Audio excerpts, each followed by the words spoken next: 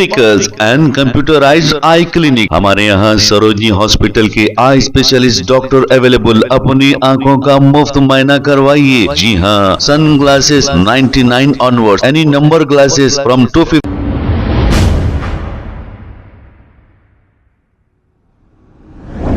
अस्सलाम वालेकुम नाजरीन, 7H न्यूज सच को रखे आपके आगे। नाजरीन, हमने एक बात सुनी है कि रमजान के महीने में फसलांसर यानी कि नामपल्ली कॉन्स्टिट्यूंसी फसलांसर के इलाके ईदगाह के ग्राउंड में बहुत बड़े पैमाने पर इफ्तार पार्टी का एहतमाम किया गया था। आलीशान तरीके से इस पार्टी का एहतमाम किया गया, लेकिन कुछ जराए से यह बताया जा रहा है कि चंदा चोरों ने इसमें बहुत बड़ा डोनेशन दिया है।